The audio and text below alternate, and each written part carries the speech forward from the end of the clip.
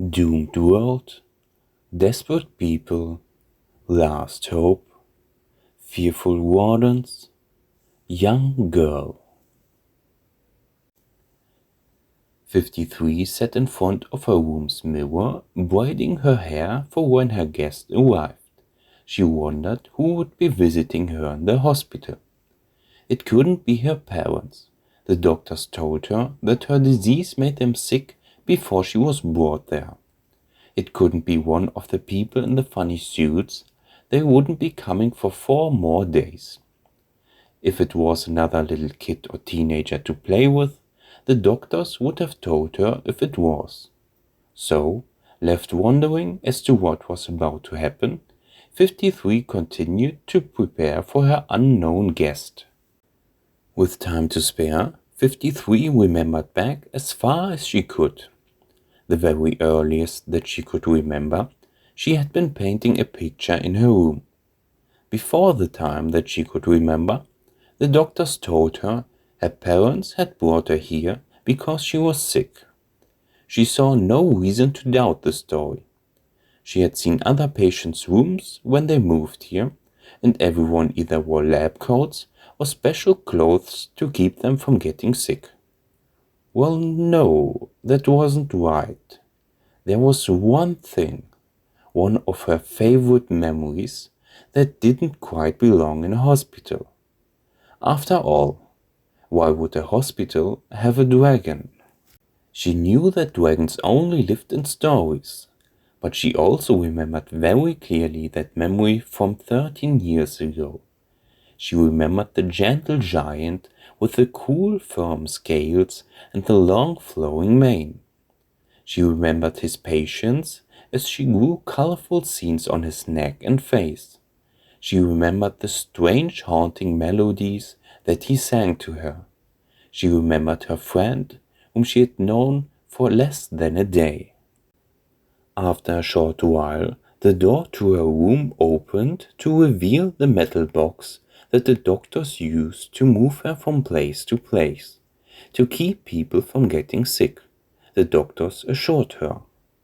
SCP-053, please enter the transport container.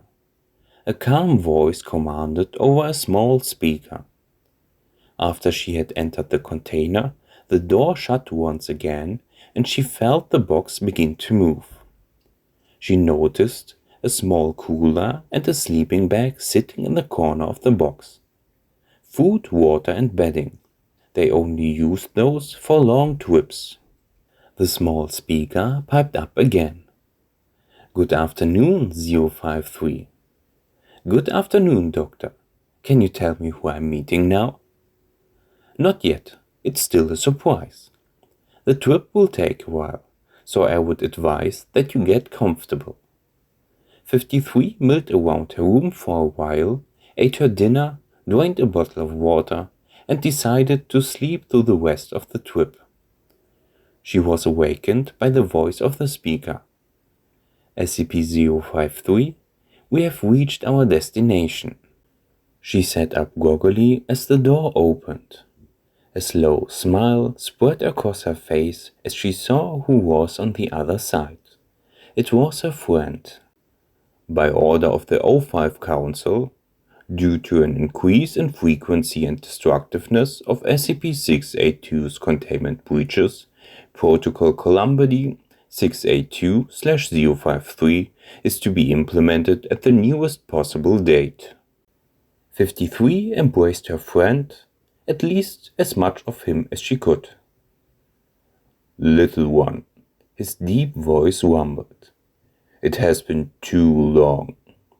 Have you been well? Yes, I have been. Well, I'm still sick, but I feel well enough. You have been among these humans too long.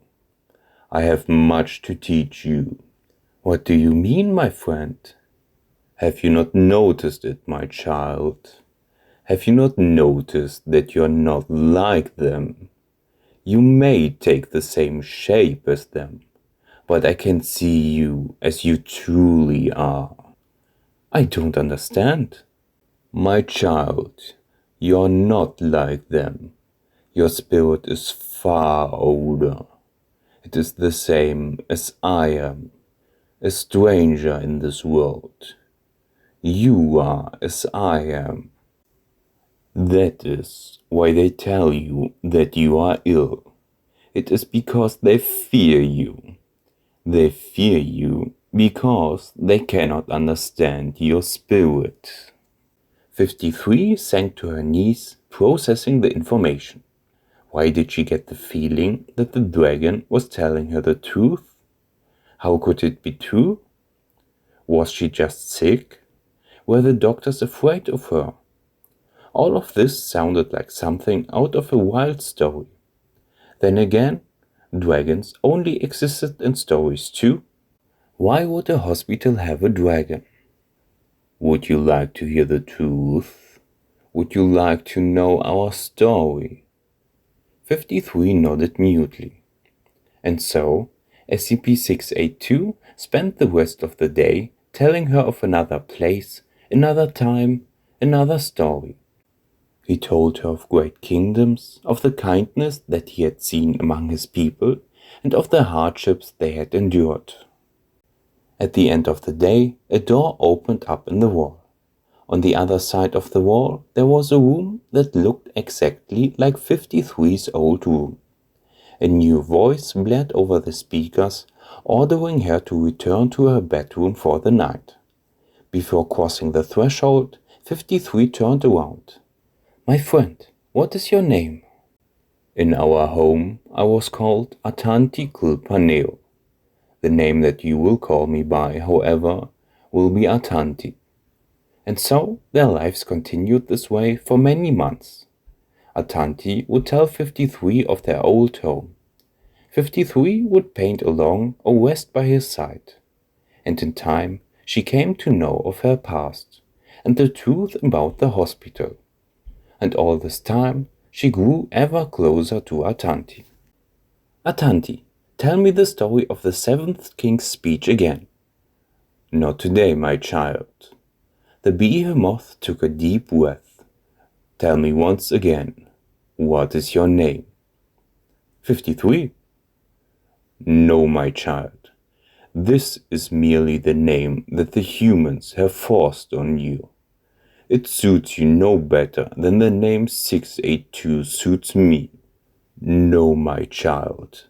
You need a name truly deserving of your nature." The great dragon sat in silence, contemplating for a moment. "Quarseta Kilpaneo, will you take this name?"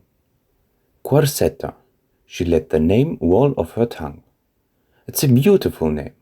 What does it mean?" "In our tongue, it means the bringer of joy." "Now come, Quarseta.